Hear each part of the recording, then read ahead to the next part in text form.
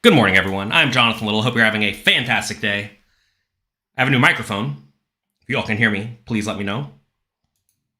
Today, we are not going to be discussing about how to play against opponents who continuation bet too much. We're going to get to that in a little bit. Today, we're going to be talking about how to crush against aggressive players. How do you absolutely demolish players who are too loose, too aggressive, too battly, etc.?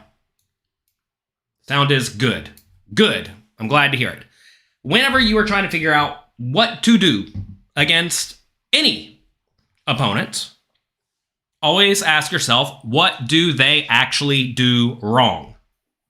And I don't mean just what do aggressive players in general do wrong. I mean, what does your particular opponent do wrong? Because aggressive players come in all sorts of types, right? Perhaps your opponent is aggressive, but tight. If your opponent's tight and aggressive, well, that just sounds like kind of good poker to me. And against kind of good poker, there's really not a whole lot you can do besides play good, strong, tight, aggressive poker yourself. Today, though, we're going to be talking about players who are playing too aggressively and also usually a little bit too loosely. And like I said, you need to figure out what your opponent's doing correctly and then very clearly, very logically, adjust to take advantage of whatever it is they specifically do wrong. So, first things first. Aggressive players may take aggressive actions too often. Sometimes in poker you are supposed to be very aggressive, but quite often you are supposed to be a little bit cautious and passive too. For example, whenever somebody raises and you're in the big blind, you should do some 3-betting, but you should not 3-bet every hand you're going to play, right? So if someone 3-bets every hand they're going to play from the big blind, obviously they're doing something wrong, right? So you want to figure out, are they taking aggressive actions a little bit too often, or are they taking aggressive actions far too often? Flying Ape says your opponent's 5xing it, heads up, every street. They bet big. What do you do? Well, fortunately, you found yourself a gold mine. If your opponent's just going to 5x the pot, or bet 5 big blinds or whatever, if your opponent's just going to be putting money into the pot with everything, then just check call. But if you bet he folds, yeah. The funny thing about poker is if you outline a simple strategy, it is incredibly easy to find a simple counter strategy. For example, if you raise, your opponent folds a lot. Well, duh, they don't have anything. So raise a lot as a bluff, call a lot with your value hands. Easy game, right? Like, how is that not an easy game? Check when you have good hands and don't fold. And whenever you have good logical bluffing hands and perhaps far wider, raise a lot. You cannot lose. I mean, you might lose in the short run, but you cannot lose in the long run if your opponent does not adjust. Anyway, aggressive players usually do one of these two things, sometimes both, sometimes a combination, at various extremes, right? So they may take aggressive actions too often. Like I said, sometimes they're betting too often when checked to or when they have the opportunity. Sometimes they bet every single time they have the opportunity, right? Also, many of these players play ranges that are too wide on some or all betting rounds. There's some loose, aggressive, battling players, especially in deep stack cash games, that will play a lot of hands pre-flop and a lot of hands on the flop and a lot of hands on the turn. But when they put in a giant river bet, they almost always have it. So, what do? Well, you get to the river, and then you try your best to not have to put in a bunch of money, right? Because their ranges are going to be super duper wide, getting to that point, and then hopefully you see a cheap showdown. So you have to play somewhat wider ranges. It's not that easy to beat this aggressive player because you have a third of your bankroll on the table. Well, why in the world would you do that? That sounds like a blunder. Sounds like you have made one of the classic errors. All you have to do to win at poker, everyone, it's very easy. No one wants to do it, though. Find a game you can beat, play it a lot, and keep a proper bankroll. If you do those 3 things, you will win. If you do not, you will probably lose. Hate to be the bearer of bad news. Actually, it's kind of good news because it's really not that hard. You just have to have a little bit of discipline. All right, understand, this is a very important point. Just because someone is aggressive in some spots does not mean they're going to be aggressive in all spots. So many players make the mistake of thinking, all right, this player raises a lot, they check raise the flop a lot, therefore I'm just going to call them down with middle pair every time. Well, that would be an okay strategy if they are going to be bluffing the turn and the river a lot, but that may or may not be true. You have to figure it out. And at least in my experience, a lot of the most loose, aggressive, battling players, they do a good job of making it look like they're going to put a lot of money in with nothing. But then when it actually comes time to put the money in with nothing, they don't do it very often. I've been watching a decent amount of these high-stakes live cash game streams recently, and it becomes crystal clear that a lot of these players simply don't bluff the river as they should. They get to the river with logical bluffing hands, and then either they don't make the 3x pot river shove they should, or they just don't bluff it at all. And it's a very, very big mistake. So, realize when these players put in money, they probably have the nuts. All right, let's talk about each of these and very specifically. So, what do you do about players who take aggressive actions too often? Okay, these are players who, when they have the opportunity to check or bet, and both are reasonable, or maybe only one's reasonable, they usually pick bet. Okay, if they usually pick bet, you want to give them a chance to bet when you have decently strong hands that you know you will not fold. Now, what a lot of people do, very wrong, is they'll have a hand like top pair, top kicker, and they'll check raise.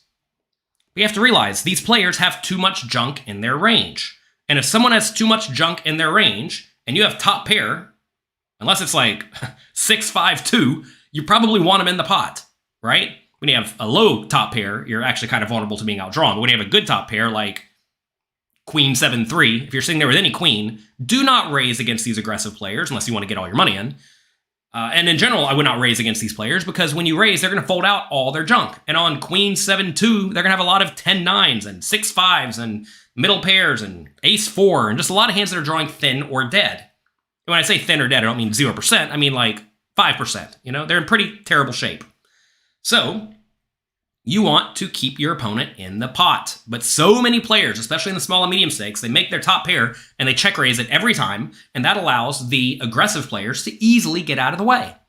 Because they know that you have something now. You have to realize a lot of these players win because their opponents play far too straightforwardly. Most players in most small and medium stakes games fold too often to aggression. Therefore, a good counter strategy is to be too aggressive. And when they do respond with aggression, when they do raise, it's almost always with a good hand. So you know now if you get raised, just fold because they have the nuts, or at least a hand they think is very good. It's really very, very easy. It's like playing chess, thinking one move ahead. All right, so whenever you do make a decently strong hand like middle pair, check, call, check, call, check, call. Simple as that. Check, call down. Now, look, this goes back to the idea, though, of sometimes your opponents will only be very loose and aggressive on some betting rounds, right? If they're going to be very loose aggressive only, let's say the flop and the turn, you check, call, middle pair on the flop, check, call, middle pair on the turn, check, fold it on the river. But until you know better, you should make a point to see what they're doing on the river. Because if they're bluffing you on the river, you're just giving them away tons of money. Because if you think about it, now you're just playing right into what they want you to do wrong, right? They want you to put a lot of money in the pot, and then they want you to fold on the river. And if you do that consistently, well, you're going to get demolished, right? So figure out what they are doing wrong. You've been watching all my videos, but you continue to get outdrawn by the best hand. People waiting to the river to raise. Well, Patrick, don't pay them off on the river when they do outdraw you. Also, now look, people are not going to consistently outdraw you. That's not how math works. They will outdraw you every once in a while. But a good example here, say you're against a maniac. They raise, you call on the button with a slightly loose hand, let's say queen 10 offsuit, which you would normally probably not do, but against a loose aggressive player you should. We're going to talk about that in a minute. Then the flop comes, whatever it comes, queen 7-3, they bet, you call. Fine. Turns an 8. They bet, you call. River's a 6. They bet, you call. 9-8 got there. 9-8 made a straight. 7-6 made two pair. Whatever. All these hands made hands that beat you. By the river, when your opponents want to put in a lot of money, you have a marginal made hand, right? And in that scenario, well, you don't want to raise. Raising would be a disaster. And sometimes they're going to outdraw you, and that's okay. You bet instead of checking all the time so they don't get there. All right, so this is a different scenario, James. Say you raise queen 10 suited, middle position, and the button calls, loose, aggressive, battling player. Flop comes queen 7-2. You want to ask, if I bet, will this player do a lot of checking? I'm sorry, if I check, will this player do a lot of betting? I said it backwards. If I check, will this player do a lot of betting? If they will, then you definitely want to check because your queen 10 is almost certainly not going to get outdrawn. Against a range of random junk, you probably have, I don't even know, like 80% equity? Like a lot. You're in really good shape. So you really want to keep the opponent in the pot. The question is, should you bet or should you check? If you bet, well, they call with 10-9 on queen 7-2. If they'll call with 10-9 on queen 7-2, obviously bet and get money in the pot.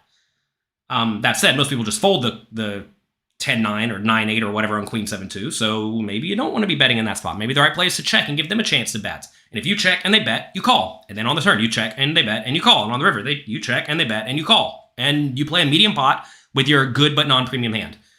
If you decide to bet, though, usually bet the flop, bet the turn, check the river. That is almost always going to be the right play against these players unless they're calling stations. Because they're going to presume that you, when you do bet the flop and the turn and the river, that you usually have a pretty good hand. And if you have a pretty good hand, well, then their middle pair or whatever they have is probably not good, and they will logically let it go. Right? So, bet the flop, bet the turn, check river, and then check call the river. It sounds like what you're doing is you're betting the flop, betting the turn, betting the river, and then they raise you, you then call them. Yeah, that would be a blunder. Top pair is not a good hand against almost anyone when you bet the river and then they raise you.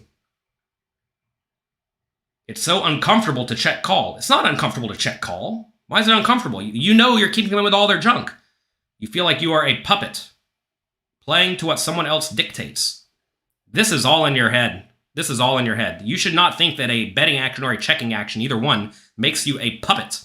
You have to realize, if anything, you're making them into a puppet. You're checking with your top pairs that are obvious bets because you know your opponent is such a puppet that they are going to bet whenever you check to them. That's how bad you have to think they are in order for you to play in this manner. And that's it. If they are that bad, then sure, check. You're smashing them. Because imagine it comes queen 7-2 and you have queen 10, and they have nothing. And if you bet they're going to fold, well, betting seems kind of dumb, doesn't it? Because unless they have a pair, they're going to let it go because there's no draws on the queen 7-2. Now, if you can bet the queen 10 and you know they'll raise, and then you can call, and then you make the pot gigantic, well, then sure, right? Then you can make the pot big, which is great. But checking does not indicate weakness. Checking does not play into someone else's game. No, I don't like these are all big logical flaws in your thought process here. All right, also, let's talk about how to play with draws. We talked about made hands, right? When you have nothing, it's probably fine just to fold, right? You have to realize you're going to lose a lot of small pots to these players, and that's fine. It's okay to lose a lot of small pots. Whenever they bet and you have nothing, you just get out of the way. Because they're going to keep betting, and what's going to happen is you're naturally going to under-realize your equity with your junky hands, like ace high, king high, whatever. So this is a spot where when you have your decent pairs, you're going to check call. When you have nothing, you're going to usually just check fold. When you have a draw, quite often you do want to be raising with your draws. Raising with your draws makes a whole lot of sense, depending on the strength of it. However, when you have a draw that has good equity that you really don't want to have to fold, you should probably not be raising it, even though it may be a logical, good bluff raise, because what's going to happen is when you do raise, they're going to fold all their garbage, but you're smashing all their garbage anyway. And when they do re-raise you, as some of these players will, again, you have to figure out exactly how maniacal your opponent is, you may end up having to fold your draw, which would be really, really bad. It's difficult to call an all-in, for example, with bad straight draw or bad flush draw with a gut shot or something like that. What's considered a small pot in 1-2 and you have 100 big blinds? That's a weird question. Small pot means I just don't want to play for my 100 big blinds in general. You listen to Dr. Laura. I don't know very many Lauras, so I would doubt it. Y'all have a lot of questions. Some of them seem to be about nonsense. If you have any questions about pokercoaching.com, go to pokercoaching.com. Check it out. Send us an email, support@pokercoaching.com if nothing is answered on the web, or if your question's not answered on the website. All right. Anyway, where was I? Yeah. Call more often with draws that we'd have to fold if you get raised. All right. Next, what if they play ranges that are too wide? So this is now not necessarily aggressiveness, but wideness of range. Realize that aggressiveness and wideness of range are different, right? Because you can be aggressive, but also not loose. If you play a wide range, you can play a wide range, but also not aggressive, right? You can play wide ranges by playing cautiously. We can limp in with every hand, right? Doesn't mean you're playing aggressive, it means you're playing wide. A lot of people put loose and aggressive together, and they think that these two naturally go hand in hand, but they don't necessarily naturally go hand in hand. Anyway, these players play wider ranges. You presume your opponent plays wider ranges. So you're going to want to play slightly wider ranges in general. Not a lot wider ranges, but slightly wider ranges. So let's talk about pre-flop. Here we're looking at a scenario. This is the Poker Coaching GTO pre-flop app. We're looking at a tournament. No payout implications. We could look at payout implications if we wanted, but we're not going to today.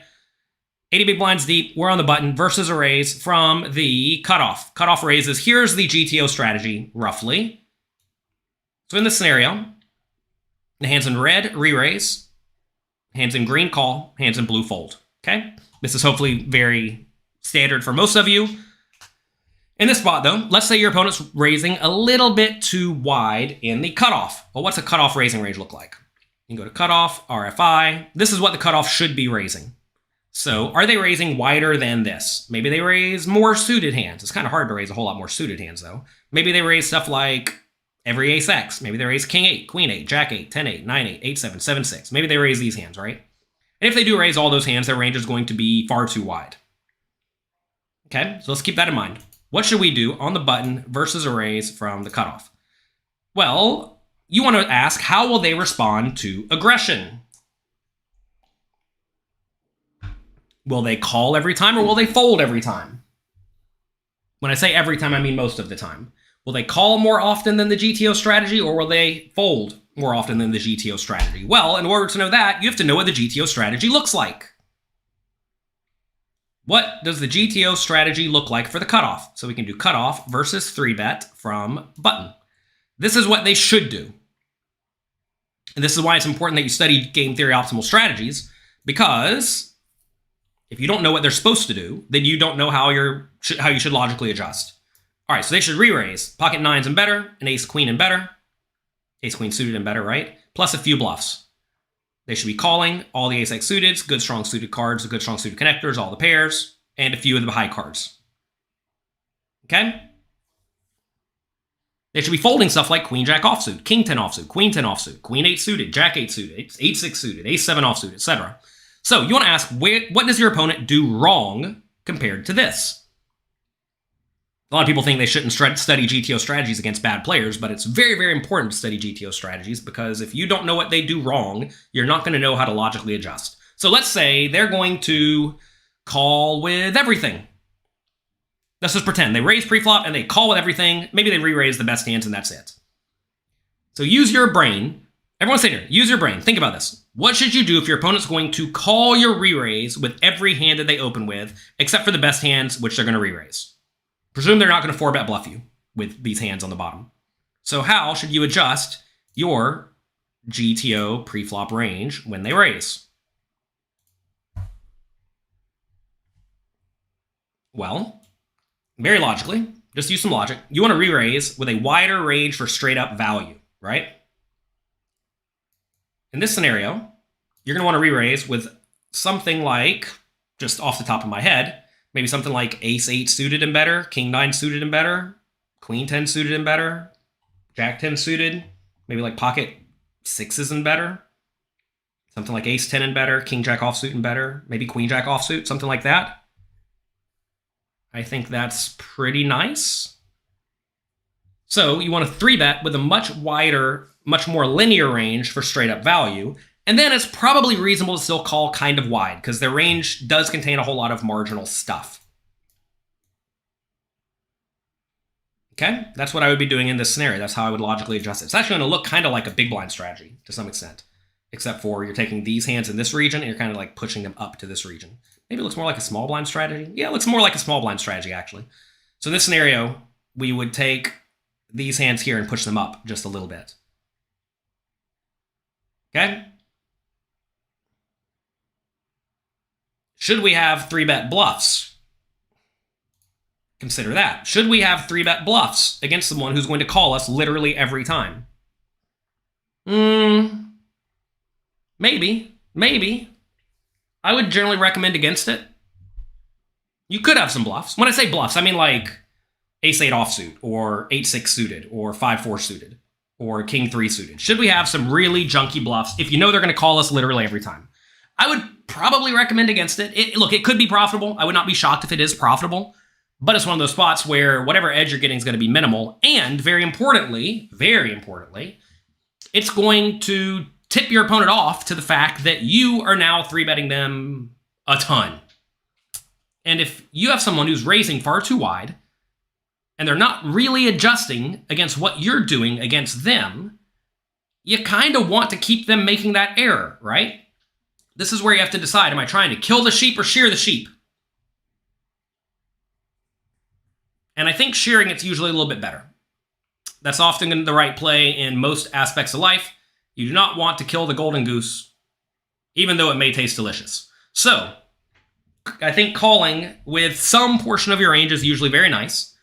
And instead, just re-raise with your best hand straight up for value. Now, what should you do if your opponent is going to now start 4-betting you a ton? Let's say you know in a tournament maybe 40 big blinds deep, someone raises, or the loose aggressive player raises, you 3-bet, and you think they're going to go all in against you a lot. Let's go over a look at 40 big blind strategy here. This is the GTO strategy, 40 big blinds deep. What should we do? Well, we should clearly not bluff as often, right? We should widen our range a little bit for value. Maybe like 8s and better, ace-10 suited and better, king-queen, ace-jack offsuit and better, something like that. Probably call with all these other hands that are near the bottom of the range. And then when they jam you, you call it off with every hand in your re-raising range. And you probably don't even need any bluffs. If you did want to have some bluffs at this point, you probably do want to have some blocker hand like ace-9 or ace-8. These are going to be pretty good blocker hands. So you're going to want to do something like that. But anyway, you see how you need to logically know what the opponent's strategy looks like. Like in this spot, for example, let's look at cutoff versus 3-bet from button. Here's what they should do. They should jam only these hands. This is the game theory optimal strategy. Kind of tight to shove, right? We are 40 big blinds deep after all. So if they're going to jam like every ace-x, right? If they're going to jam every pair, stuff like this, then you in turn just re-raise wider for value and call off wider, right? You think most people play cash games to build a bankroll and then they play tournaments. Are you wrong? I don't know what most people do. What does that even mean?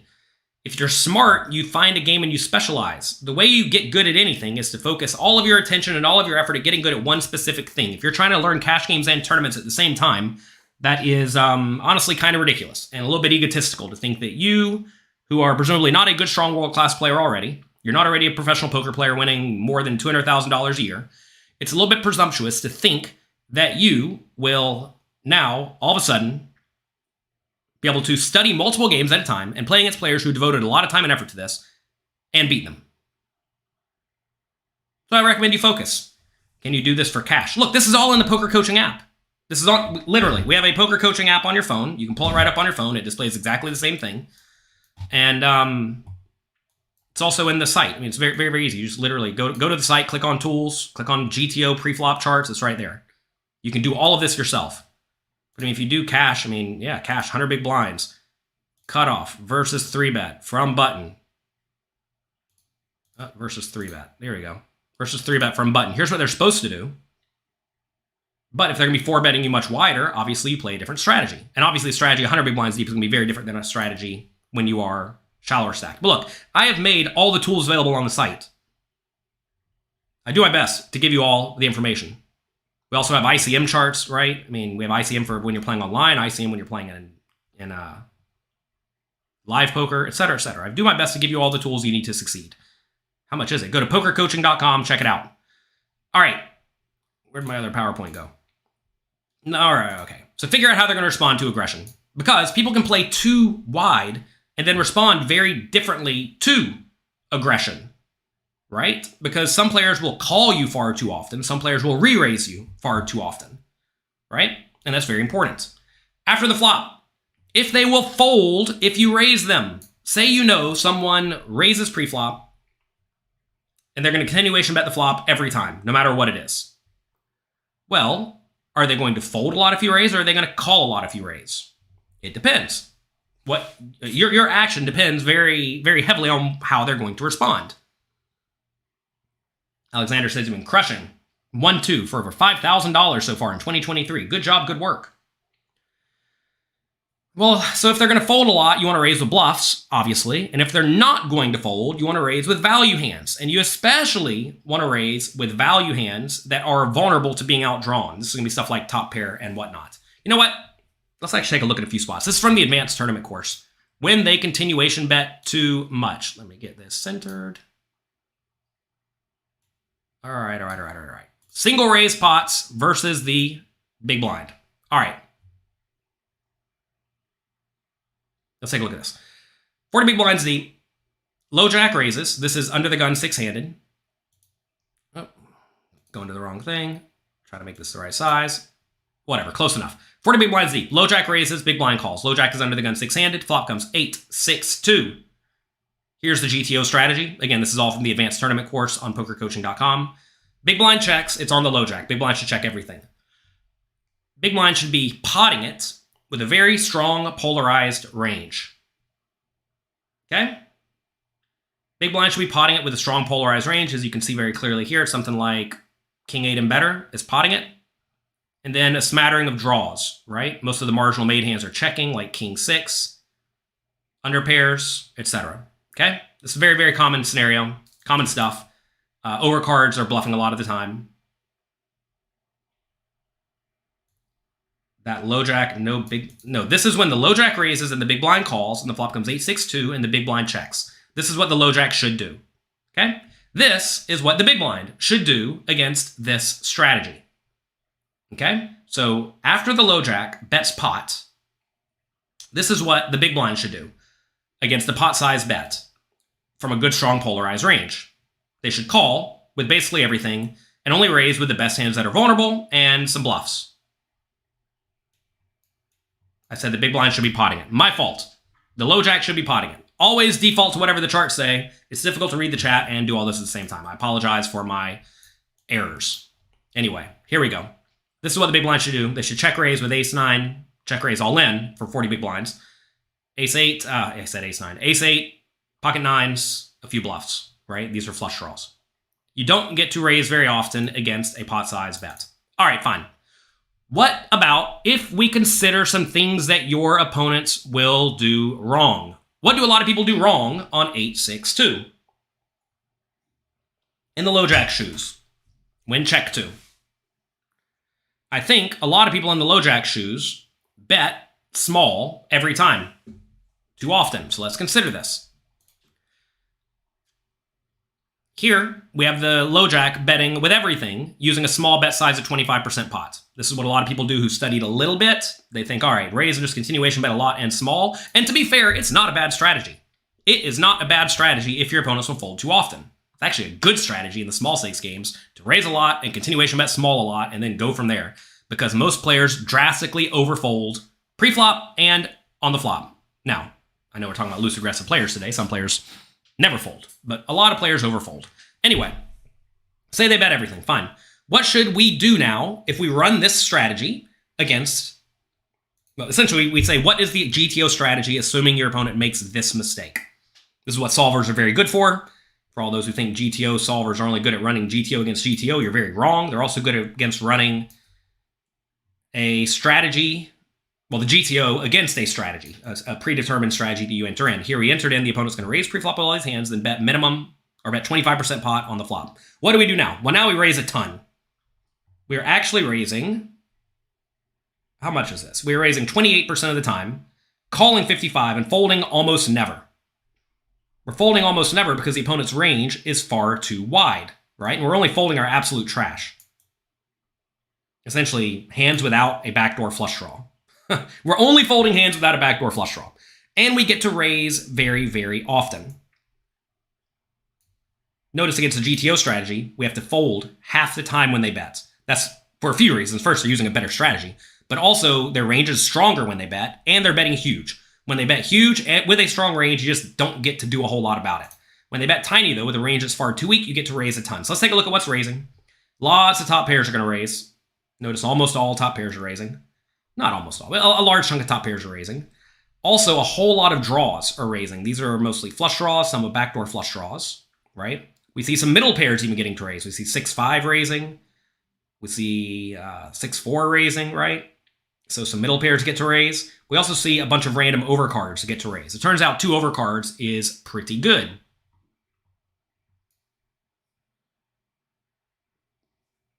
Overcards are pretty good if your opponent is going to be betting with all sorts of junk. And by the way, this presumes that the opponent is going to play perfectly with this strategy we gave them of betting small when they get raised. Most players are going to fold far too often to a small check raise.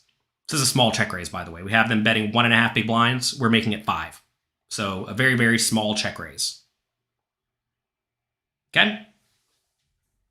So they bet small. We raise small. They're going to have to continue with all sorts of stuff, and most people drastically overfold. I did not want to stack mistakes on top of each other because you never necessarily know how people are going to play poorly. It's usually good to look at one clear error, and then you go from there, and you can continue adding errors if you'd like.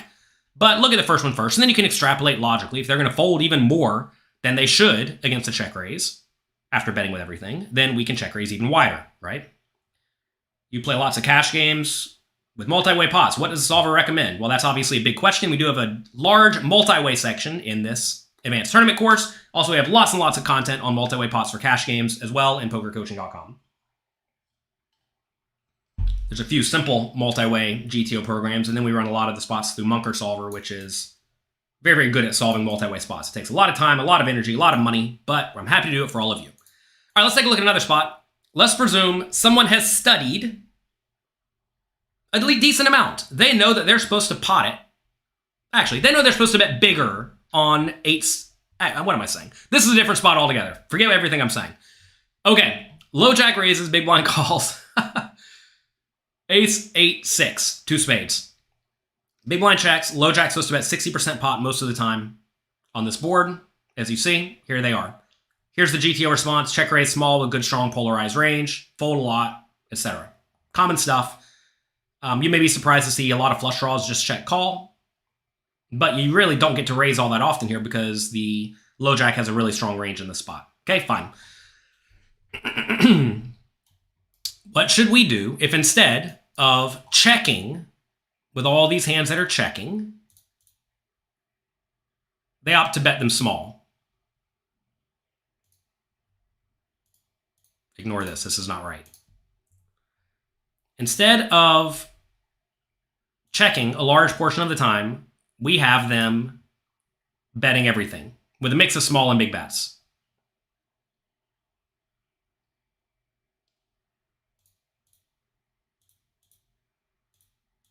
Are these even different? Did I screw this up? Oh my gosh, maybe I screwed this one up. Oh, here it is. Here it is. There it is. There it is. I found it. Okay. So when they bet too often on this board, using a size they should not use, because remember, they're supposed to mostly bet big, like 60%. When they do bet small, though, here's the exploit against the small bet size. We now raise far more often. So instead of raising almost none, 9% of the time, if they screw up and bet too often, now we're raising 20% of the time, right? On Ace XX, most people continuation bet small. Yeah, because most people are bad. Jade Narvez, you have to understand that most people don't study poker. That's why I'm showing you how to play against the common mistakes people make. It's very, very important to consider. What do people do completely wrong? You always consider what they do wrong so that you can adjust accordingly. Please.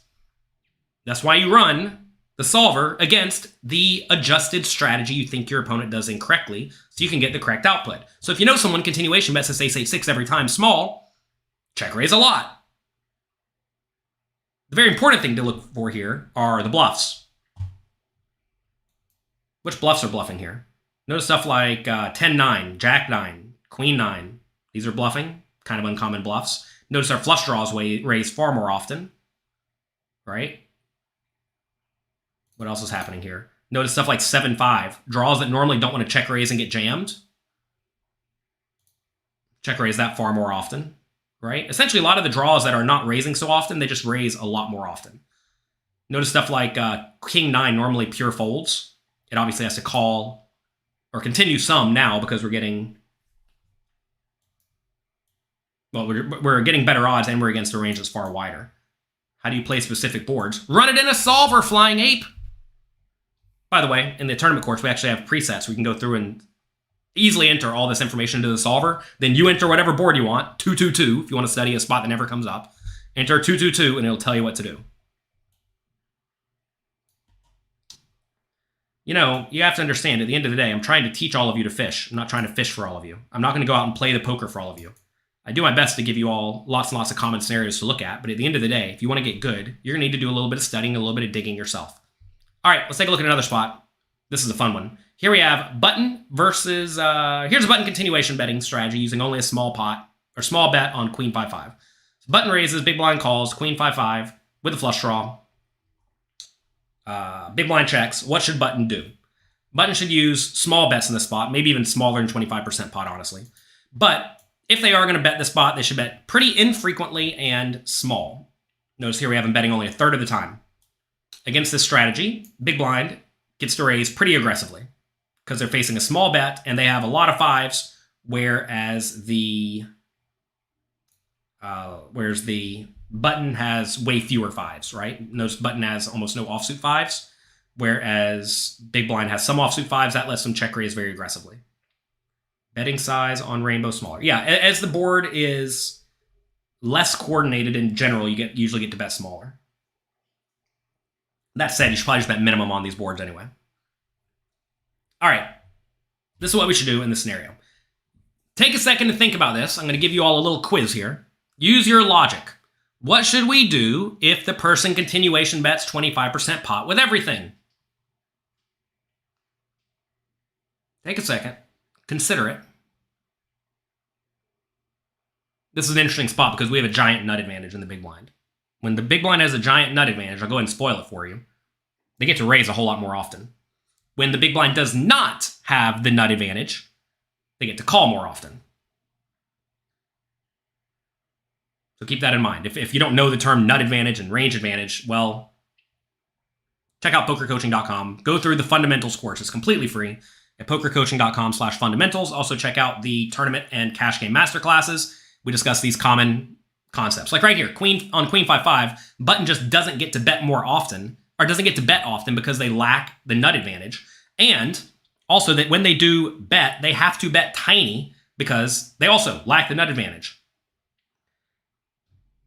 Depends on what he does if you raise or re-raise. Yes, we're going to presume the opponent plays perfectly if you re-raise. Which, you know, some people will, some people won't. Some people will always just rip it all in because they don't know what they're doing. Some people will fold every time because they don't know what they're doing. Some people will call every time because they don't know what they're doing. We're going to presume your opponent plays absolutely perfectly after they bet the flop small with everything. Like I said earlier, that's usually how you go about looking at GTO strategies, and then you extrapolate from there to see, all right, if they're going to jam me with everything, then obviously just check raise with good hands. They can get in. That's common sense, right? I'm trying to not give you the most basic, easy questions, because if I give you the most basic, easy questions, like, what if your opponent's going to go all in with everything? Well, then obviously just check raise like ace high and better and call off, right? Easy game. Sometimes it's easy. Most players don't make it that easy for you because you don't know what they're going to do. By the way, you can very often know if your opponents are going to do something wrong on the flop or pre-flop. You start to have trouble on the turn in the river because most players, well, you don't get to play that many pots against most players on the turn in the river in general, unless you're playing with them all day, every day. A lot of people think that they know what their opponents are going to do wrong after like 1 second, right? They think, all right, I saw my opponent re-raise on the flop. Now I know they're going to re-raise the flop every time. Absolutely not. They're not going to re-raise the flop every time. If you're enjoying the show, click the like button, click the subscribe button. Let's take a look at what we're going to do if the opponent continuation bets small on the flop every time.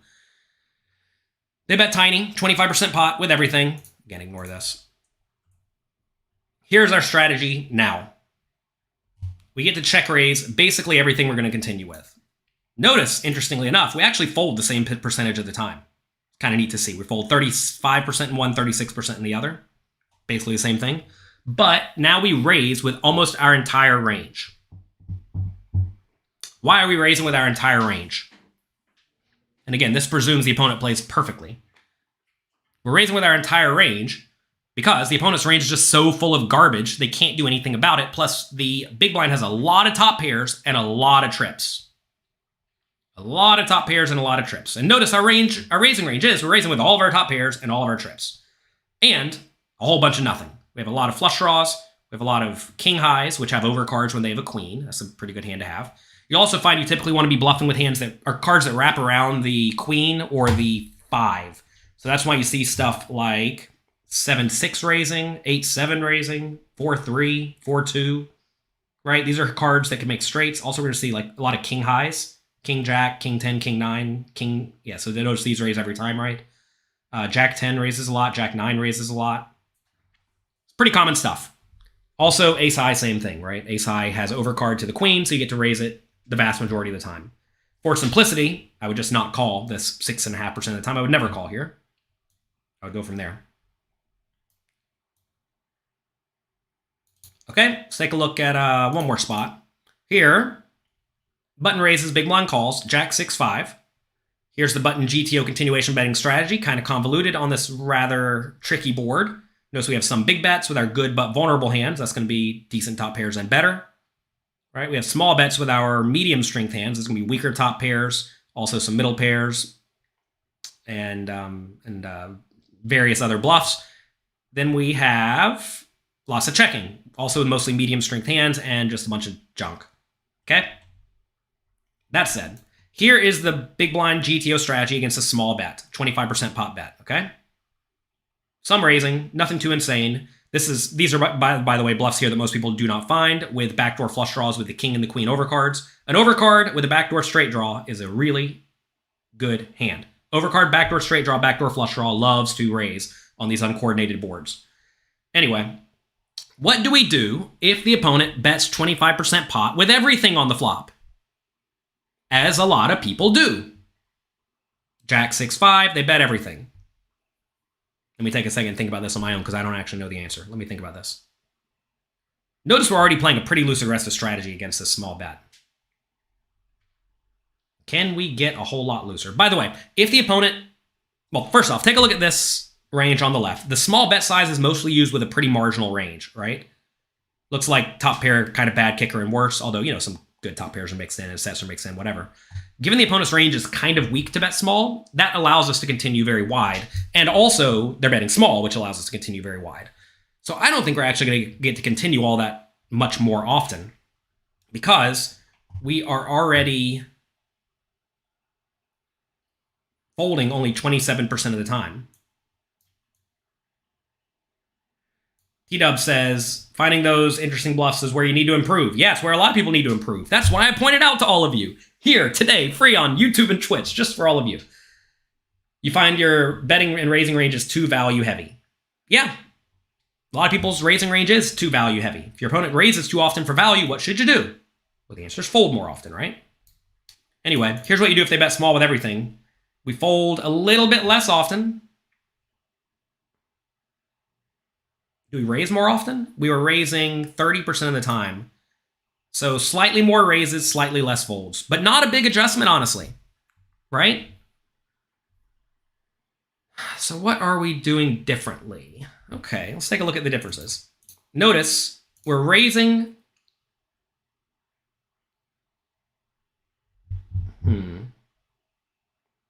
Essentially, we're raising bigger with our strong value hands, right? We're raising bigger with our strong value hands. So notice like Queen Jack here is making it 70% now instead of 40%. So essentially, we are raising bigger with our hands that are smashing the opponent's now much wider range, right? So remember, Queen Jack, normally, it's doing fine against the opponent's value range, but you could still be in bad shape. Here now, when they're betting everything, you can be happier putting more money in the pot with stuff like Queen Jack and Jack 10. It's kind of neat to see. Also, you have to fold slightly less, what is now not folding. Notice King 9 and King 8 have to stick around. Feels pretty gross, but it's what you have to do if your opponent's betting with everything, right? I mean, you have to realize your opponent's betting everything. If they're betting everything, you have to stick around a little bit wider.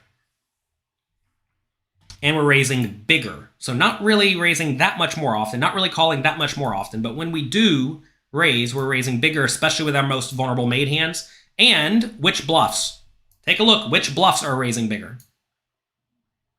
It's the trashy ones. Queen 8, Queen 7, King 7, King 4, Queen 4. These are the hands that are opting to raise bigger as a bluff. The only one that sticks out over here that's a decent draw is 7-4, and this is not very many combinations. So notice when we do check raise bigger, we're check raising with our hands that are almost always good but vulnerable, and then our junky bluffs. And this is what most people do not do. Kind of fun to see, right? Do we have time to talk about 3-bet pots? Y'all been kind of mean to me in the chat today. Maybe I'm not going to do it. Oh, we'll do it. Let's take a look at a few 3-bet pots. All right. 40 big blinds. Low jack versus button. Okay, so low jack raises under the gun 6-handed. Button 3-bets. Low jack calls. Flop comes Queen 9, 7. Here is the low jack checks, obviously. Here is the button GTO strategy. Lots of tiny bets. Exploitatively, it's probably not that bad to bet everything. What should the opponent do? Whole lot of calling. Not a lot of folding, by the way. This Queen 9-7 board is going to nail the low jack's range pretty hard. As you see, they have something most of the time. Feels kind of rough to call with hands like pocket 6s, 5s, 4s, and 3s, but that's what you got to do against a tiny bet. Basically raising pretty polarized, as we see. Queen jack and better. King queen and better, something like that, plus flush draws. What do we do if they bet everything, though? I literally just told you, it's probably not that bad to bet everything. Well, is it? Is it bad to bet everything? I don't know. I actually don't know. Let's take a look. What if they bet everything?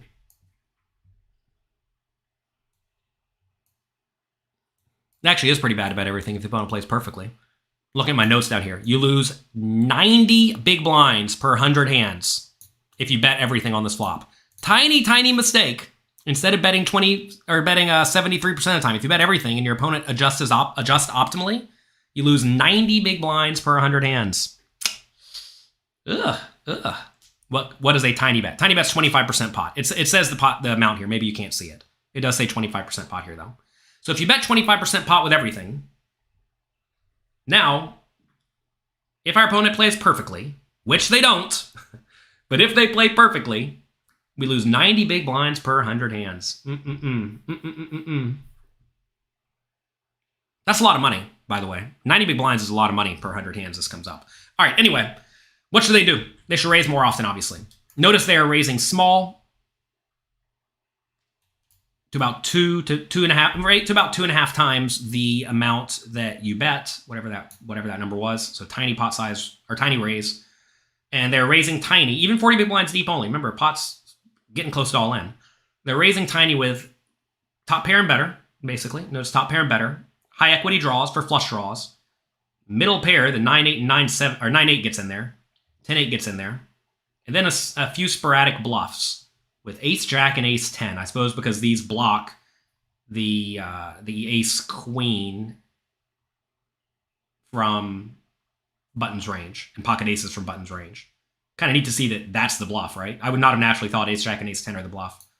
Notice they even bluff a little bit against the GTO strategy, but now they're bluffing more often. Notice folding range is basically the same, right?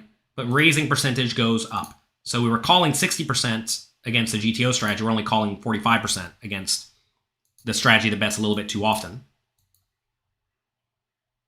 Good to see. Good to know. Let's take a look at another one. Low jack versus button on ace 7-6. Button GTO strategy is to bet small most of the time. Sometimes we give it a 10% pot bet for fun. It bets tiny sometimes too. Right chart says big blind. Good catch. I'm actually working on an old PowerPoint. I didn't even know I was going to go over this today. My bad. We made all these edits in the finalized version. Thank you again. Sorry for the... What am I doing? This is low jack. Sorry for the slight errors in all these things. I guarantee you the final value version on the site is good. All right. Here we have low jack versus button, ace 7-6. Like I said, lots of tiny betting, but still a lot of checks. Why are we checking a lot in this spot? A lot of people think if you 3-bet, you should continuation bet every time. Well, not on ace XX, because notice the opponent's range has all the aces. Right? Lots and lots of aces in the low jack's range. So anyway, they do a decent amount of folding with their total garbage, decent amount of calling, not a ton of raising. Well, 20% of raising, that's 19%, that's kind of a lot. Just raising the best hands and a few bluffs. Interesting to see pocket 9s and 8s bluff. Kind of cool. 5-4 makes sense. 5s and 4s are also kind of neat to see bluffed.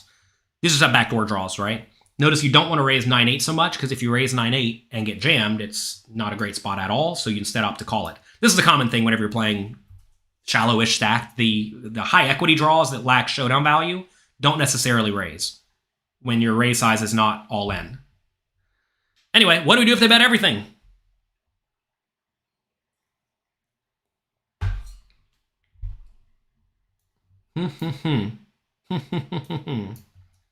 If they bet everything, use your brain, what should we do? Well, this is a similar spot to the previous one, kind of. I think we're just going to raise wider for value. Simple as that. Also, with more bluffs, of course. We're just going to raise wider. I think we're still going to have to fold a pretty good amount of the time.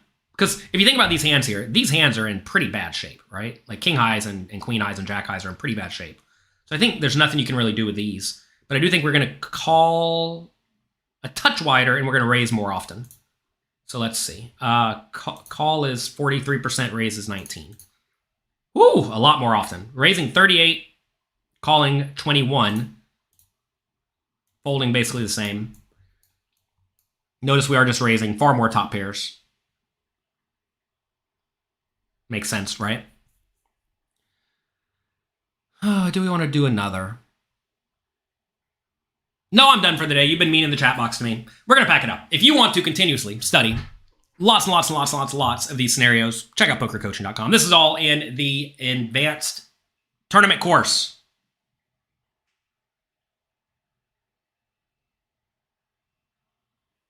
Are we getting rid of play and explains? I think DraftGanger still does play and explain sometimes. And you got to realize a lot of our coaches are currently grinding the live poker tournament circuit at the moment because it is soft and good, which inevitably results in them not being able to sit at home and play online poker. That said, we do have a few hardcore online players who do stream for us every once in a while. Make sure you check that out. They do private streams. I like watching DraftGanger stream. He guarantees a final table every single session, and he usually gets it. In this advanced tournament course, I'm just looking through here. What do you do if your opponents cap their big bet size? What if they never overbet? What if they never overbet the turn? How do you adjust? That's fun stuff, right? What do you do if what do we do if they cap their bet size on the river? Interesting to consider, right? What do you do if they don't continuation bet enough? Interesting to consider. Will you ever see a field player consistently win again? Depends on how bad they are.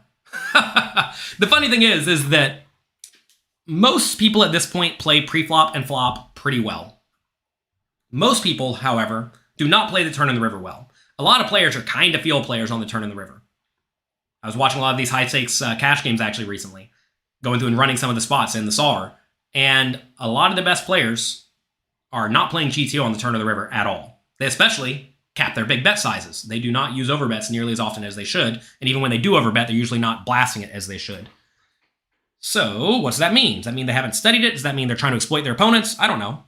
I bet they've studied it. They're the best players in the world. That said, they all played pre-flop pretty close to perfectly, and they all played flop spots pretty close to perfectly. And as people get better and better and better, they're going to learn how to play the turn pretty close to perfectly, although it gets pretty tough. And they're going to learn to play the river pretty close to perfectly. But you make the most money in poker when you are a field player. When you adjust to take advantage of what your opponents do wrong, that is how you win the most money possible. I mean, on pokercoaching.com, we have a lot of content by Jonathan Jaffe, who is super loose aggressive battler. And I didn't know this until I started talking poker with him, but he's been doing this for many years where he's been running the solver against what people do wrong. Right?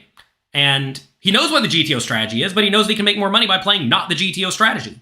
And this is what all the best players in the world are doing today. They're figuring out how to take advantage of what the opponents do incorrectly.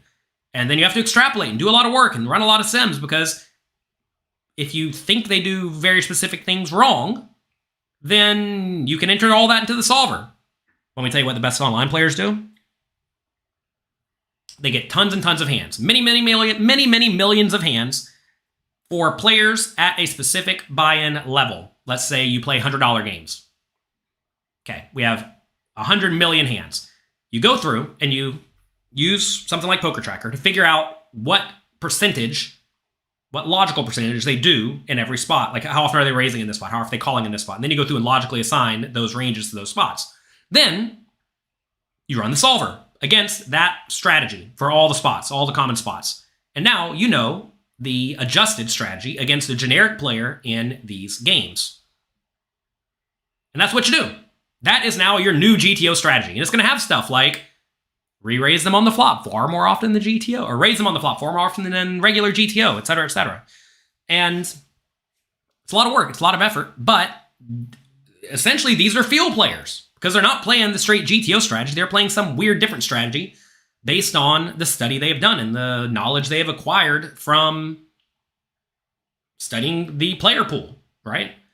And then they do that for every buy-in level or every comparable buy-in level, right? So if they have $100 games, they may do it again for $50 games and $25 games and $500 games, et cetera, et cetera, et cetera. And this is why you see a lot of the best players in the world making some pretty out there lines because they're not trying to play GTO. They're playing some adjusted strategy to take advantage of the mistakes their opponents make. So essentially, the right answer is all the best players are field players, although they're all using the solvers to figure out what that feel should be. Maybe you mean players who have a beer and then make a read and say, oh, I think you got it, so I'm going to fold. No, that doesn't exist. Those players are drawn dead. So don't do that. Hate to break it to you, but those players are not going to make it. And as you see, clear as day, they're going away. That's what Brad Wilson talks about a lot. Population exploits. Yeah, population exploits are very, very important. He does still make content for poker coaching every month. You got to figure out what your opponents do wrong. That's what we were talking about today. Remember, we were talking about today how to crush against the aggressive players. First thing I wrote right here, what do they do wrong? Figure it out, and then adjust and take advantage of their mistakes. It's literally the first thing I said today at the start of this stream. Right? That's how you win. It is not to just play GTO and forget about it. You don't think Rampage knows what a solver is. I think Rampage has a complete series on pokercoaching.com where he studies with one of the most GTO solver-based players I know, Brock Wilson. Hopefully you've seen it. It's called How to Bink Tournaments. Since Brock has started studying with Brock Wilson, Rampage has been crushing. So has Brock. Brock has been crushing it too. Is his name Brock Wilson? My brain's broken right now. It's so early in the day. Let's see. Can't even type. Do we have 2 Wilsons on my site? Yeah, that's right. Like, my brain's broken. Oh my god. We have Brad and Brock. Are they brothers? Maybe they're brothers. Or cousins or something. Long-lost cousins. Alright, that's me for today. Hope you enjoyed the show. If you are a poker coaching member, we have a poker coaching study session starting very soon with Louis Philippe. Get in there. Get in the Discord. And study even more. Good luck, have fun, make the most of your opportunities. Realize that the way you beat players is by figuring out what they do wrong and then adjusting. But in order to know what they do wrong, you have to know how they're deviating and playing poorly compared to the GTO strategy. And that's that.